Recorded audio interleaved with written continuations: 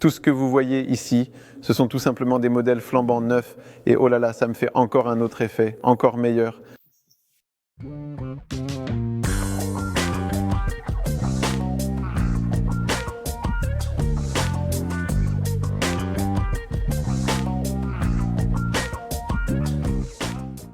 Et vous voyez, tu avances et à chaque instant, une nouvelle curiosité, la GPZ 550. La première moto produite en série qui était équipée d'un amortisseur central fixé au bras oscillant par un système de levier comme le ProLink ou le Unilink. Vous savez, tout cela, c'est vraiment ce que nous connaissons aujourd'hui, donc une autre curiosité. Non seulement l'injection de carburant, mais aussi la suspension sur laquelle la plupart des motos actuelles sont basées. Pour la toute première fois en production de masse, et je le répète, encore une fois, la Kawasaki GPZ 550. Je ne le savais absolument pas auparavant, mais maintenant, grâce à mes découvertes, je le sais pertinemment. En voyageant et en explorant de nouveaux horizons, on tombe inévitablement sur des saveurs et des expériences tout à fait uniques et inattendues. Donc les années 80 commencent. C'est la folie totale dans le monde de la moto. Chaque constructeur avait sa propre moto avec turbo. Chaque constructeur japonais avait sa propre moto avec turbo. Et apparemment, je ne sais pas car je ne remonte pas aussi loin en ce qui concerne le journalisme moto. Apparemment, les avis étaient que la Kawasaki GPZ 750 turbo était la meilleure de toutes. Et en fait, si je réfléchis à combien de fois j'ai vu une moto japonaise avec turbo, c'était effectivement le plus souvent la GPZ 750 et c'était le plus grand succès commercial. 112 chevaux pour une 754 temps. Ça ne sonne pas particulièrement radical de nos jours, surtout si l'on pense par exemple à la H2, mais bon, c'était quand même les années 80. C'était tout simplement de la folie. Une turbine normale, classique, montée sur une moto. Mais ce n'est peut-être pas le projet le plus fou. Je ne sais pas, à vous aussi d'en juger. Regardez ce qui se passe ici. La Z1300, donc encore une fois comme Honda, d'abord Benelli a fait un moteur 6 cylindres, puis la Honda CBX 1100 refroidie par air, et ensuite Kawasaki à nouveau. Nous devons avoir le plus grand, le plus puissant, et ils ont créé la Z1300 6 cylindres, et attention, refroidi cette fois par liquide, c'est-à-dire par eau. Le premier moteur produit en série par Kawasaki avec ce type de refroidissement. Ici on voit à quel point ce vilebrequin est impressionnant. La puissance est transmise à l'embrayage par une chaîne. Eh bien, tout simplement incroyable, 120 chevaux. Une telle masse se précipite. Cela a dû être assez effrayant de conduire cette moto à plein régime. Probablement quelque chose de similaire à la conduite à plein régime sur le nouveau H2. Choquant. Cool. J'aime ça.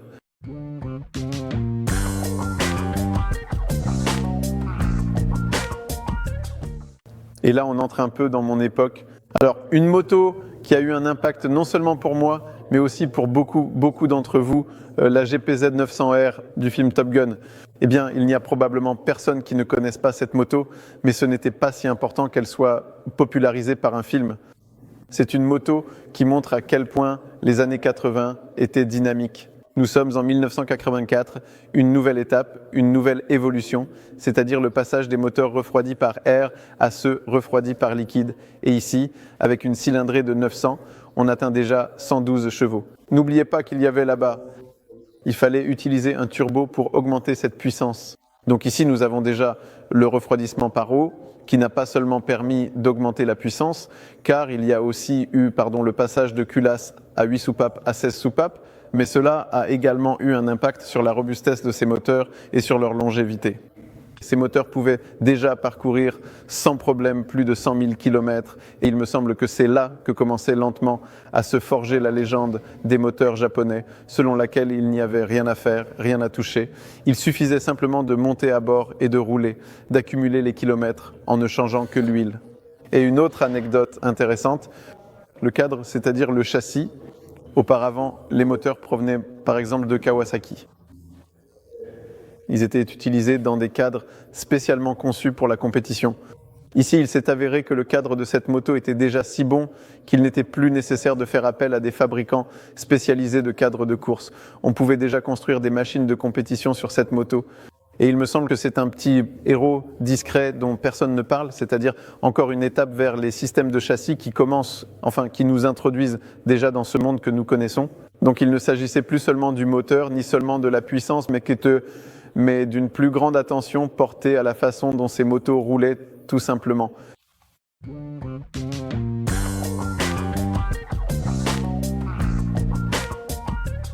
Écoutez, et encore une surprise, car je pensais que ce sont des motos qui avaient été collectionnées, parce que je ne sais pas si je l'ai déjà mentionné, mais cette collection appartenait auparavant à un distributeur en Suède, et elle a été rachetée en totalité lorsqu'il a pris sa retraite.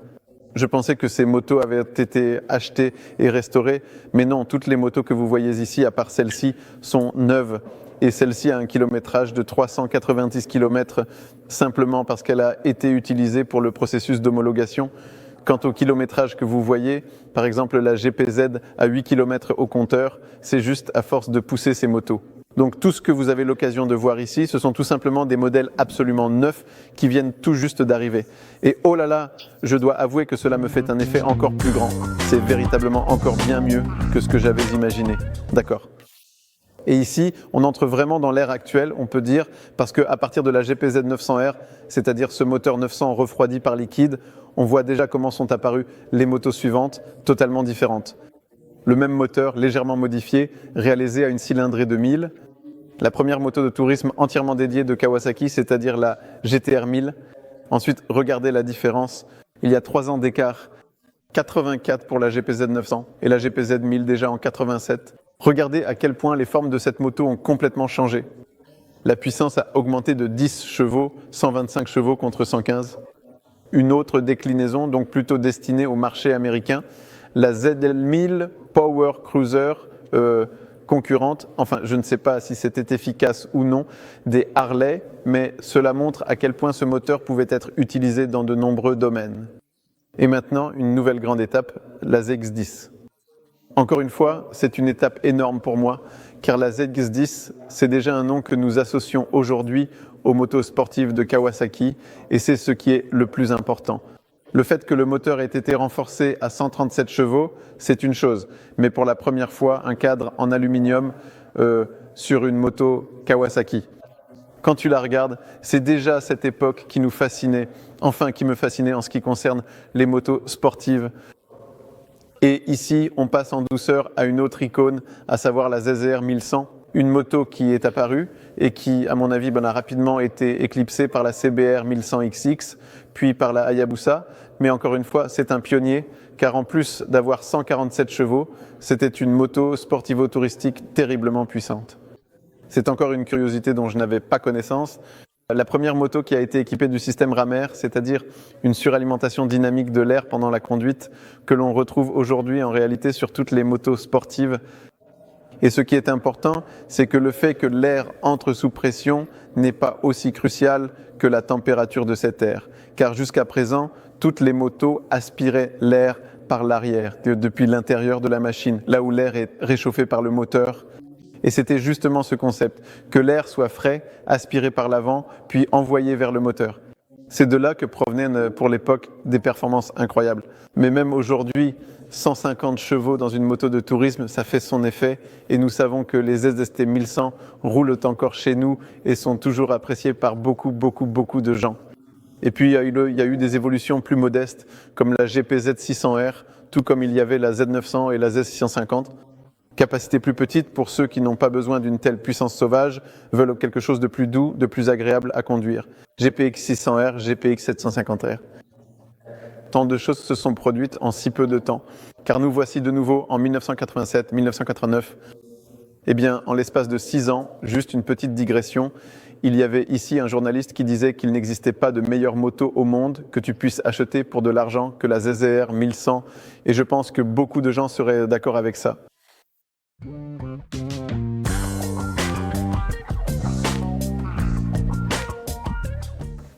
Tu te promènes ici parmi ces GPZ, GPX et soudain tu vois une ZA1000 de 2004. Enfin, on l'a vue pour la première fois en 2003, mais appelons-la modèle 2004. Et tu te dis qu'elle ne va peut-être pas trop avec le reste, mais en fait, elle s'intègre parfaitement. Commençons par le fait que nous en parlions justement à l'instant. Nos cerveaux fondent à l'idée que cette moto a presque 20 ans. Pourtant, quand je la regarde, je ressens toujours les mêmes émotions que la première fois que je l'ai vue, tout comme beaucoup d'entre vous.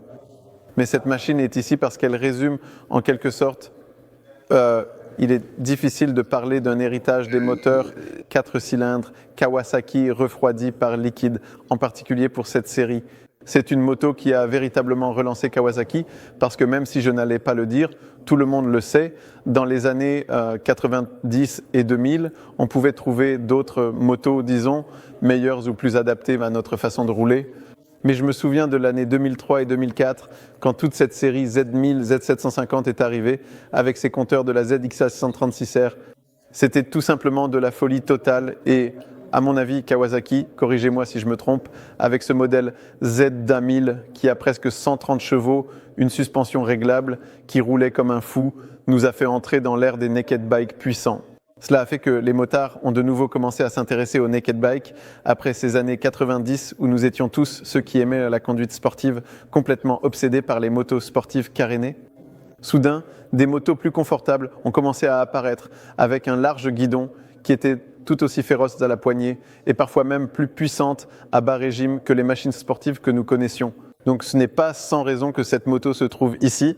Et maintenant, je le regarde et vous savez, regardez comme c'est intéressant, ces 4 tuyaux d'échappement qui se rejoignent. Je me souviens des discussions à propos de cette moto, d'où viennent ces 4 tuyaux d'échappement. Mais maintenant, quand tu regardes à côté, il y a la Z1000, là-bas la Z900.